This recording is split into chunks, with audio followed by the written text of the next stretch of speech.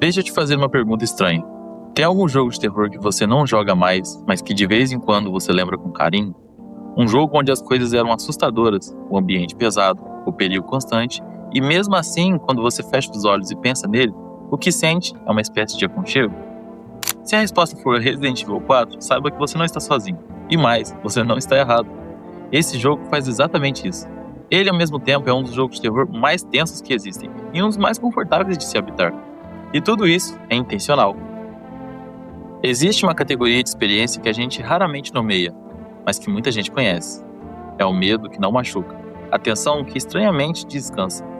Pensa no sentimento de assistir um filme de terror, enrolado no cobertor, com uma xícara de chá na mão. O susto existe, mas você está seguro. Há uma distância entre você e o perigo que torna tudo mais palatável. Os jogos de terror aconchegante funcionam na mesma lógica, só que de dentro. Você não está assistindo, você está lá.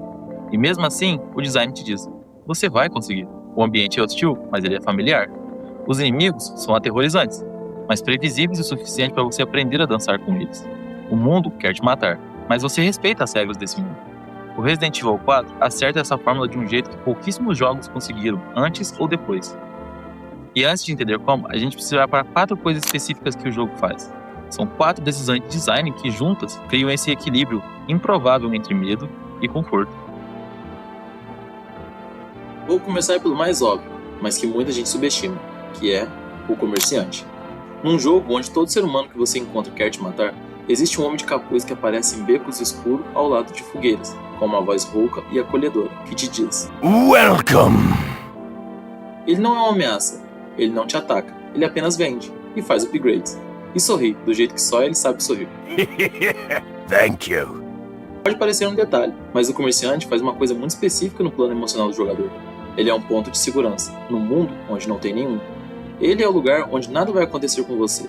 Você pode respirar, pode reorganizar o inventário e pode planejar. É equivalente a um acampamento no jogo de sobrevivência. Um espaço onde o medo faz uma pausa. E o design sabe exatamente disso. Por isso, o comerciante aparece sempre antes ou depois de um momento de alta tensão. O jogo te dá um susto e depois te oferece um colo. Esse ritmo é o coração que faz Resident Evil 4 ser aconchegante. Falando em ritmo, uma das coisas mais sofisticadas que o Resident Evil 4 faz é saber exatamente quando assustar você e quando deixar você descansar. Esse equilíbrio não é acidente, ele é a espinha dorsal do design dos níveis do jogo. Pensa na cena do vilarejo, uma das grandes sequências do jogo. Você está numa praça aberta, cercada de camponeses que vieram te linchar com foices, machados e o infame Chainsaw Man. É um caos puro. Você está com pouca munição, sem espaço para respirar e tomando decisão atrás de decisão. A tensão vai subindo, subindo, até um ponto que o sino toca. Os aldeões param, olham para o lado e vão embora. Simplesmente vão embora. Você fica parado na praça vazia, ofegante, com o coração disparado. E o silêncio que vem depois é um dos mais bonitos da história dos games. Não é porque é quieto, é porque é conquistado. Essa tensão na forma mais pura. O jogo te comprime até quase o limite e depois te solta. É o alívio que vem depois do aperto. E falando nisso, ele é prazeroso. O R4 faz isso a cada 20 e 30 minutos. Ele te aperta, solta, solta. E isso vai condicionando você a confiar no jogo e saber que por mais pesado que fique, vai ter uma pausa. E essa confiança é o que transforma a tensão em um aconchego. Tem uma palavra que raramente aparece em análise de Resident Evil 4, mas que explica muito bem por que o jogo é tão gostoso de se jogar, que é a competência. Em muitos jogos de terror, a sensação dominante é a impotência. Você não tem recursos, não tem poder e está constantemente em desvantagem. E isso cria medo, mas também cria uma frustração. Uma fadiga de sentir que o jogo está te vencendo. O R4 faz diferente. Cada inimigo que você mata tem a chance de dropar munição, pesetas, itens, e cada baú que você abre tem algo útil. Cada missão secundária te recompensa com spinels e você troca por upgrades. O jogo te dá a sensação constante que suas ações importam, de que você está progredindo, de que você está ficando mais forte. E aí tem a maleta. Organizar a maleta é quase um minigame separado.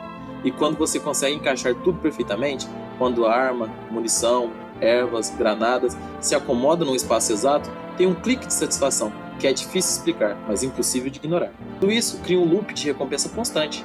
E os loops de recompensa constante fazem o cérebro se sentir seguro, em casa, mesmo num vilarejo espanhol infestado de parasitas.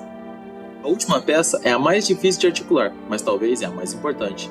O mundo do R4 é bonito. Não bonito de uma forma reconfortante, como um jardim. Ele é bonito de uma forma estranha, como uma pintura que você não entende, mas não consegue parar de olhar. O vilarejo espanhol, ao entardecer como uma névoa descendo entre as cabanas de pedra, as janelas com luzes amarelas entrando por dentro enquanto lá fora está escuro, o lago quieta enorme com o Del Lago esperando embaixo, o castelo do Salazar com as armadilhas absurdas e seus corredores de pedra.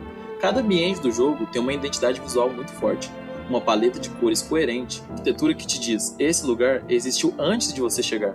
Pessoas moravam ali, pescavam nesse lago, cultivavam nesses campos, e agora tudo está torto, corrompido e habitado pelo errado. Mas as ruínas de que era bonito ainda estão lá. Esse é o clima liminar do R4. Você está num lugar que já foi o lar de alguém, que teve vida, calor, rotina, e que agora é perigoso demais para ser habitado, mas bonito demais para ser abandonado. E você volta porque tem algo nessa contradição que te ressoa fundo. É o mesmo sentimento que te faz passar na frente de uma casa abandonada e querer entrar. De olhar para uma foto em um lugar vazio e sentir saudade.